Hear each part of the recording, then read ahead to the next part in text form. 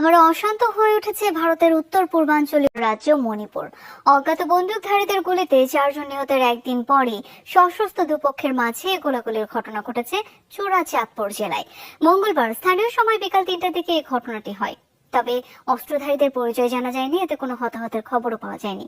একদিন আগেই রাজ্যের এক স্থানে বন্দুকধারীদের গুলিতে কুকি জনগোষ্ঠীর 4 জন প্রাণ হারান। তাদের একটি গাড়িতে মরদেহ পাওয়া যায়, তাদের মধ্যে একজন নারী। ধারণা, বিদ্রোহী কুকি গোষ্ঠীগুলোর অভ্যন্তরীণ কোন্দলের জেরেই খুনোখুনির এই ঘটনা ঘটেছে। প্রায় 2 বছর ধরে সংখ্যাগরিষ্ঠ মেইতেই সম্প্রদায় এবং কুকি আদিবাসীদের মধ্যে সংঘাতে উত্তপ্ত মণিপুর।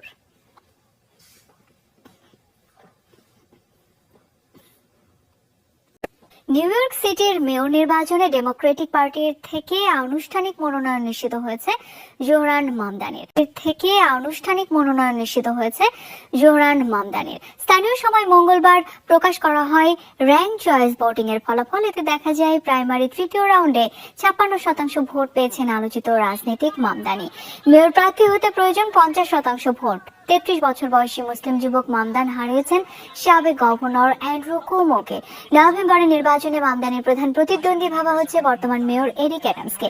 এর আগে ডেমোক্রেটিক পার্টি হয়ে মেয়র নির্বাচিত হলেও এবার স্বতন্ত্র প্রার্থী হয়ে লড়বেন তিনি।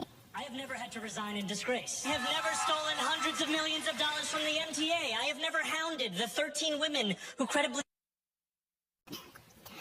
নানা নাটকীয়তার পর সিনেটে পাশ হয়েছে মার্কিন প্রেসিডেন্ট ডোনাল্ড ট্রাম্পের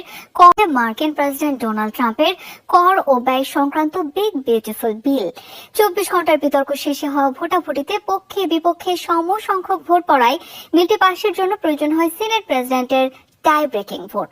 দীর্ঘ সময় অচল অবস্থার পর এই দায়িত্বে থাকা ভাইস প্রেসিডেন্ট জেডি ভ্যান্সের ভোটে অবশেষে পাশ হয় বিলটি। চূড়ান্ত অনুমোদনের জন্য এটি আবারও কংগ্রেসের নিম্নকক্ষ প্রতিনিধি পরিষদে পাঠানো হবে। সেখানে অনুমোদন পেলে সইয়ের পর তা আইনে পরিণত করবেন ট্রাম্প।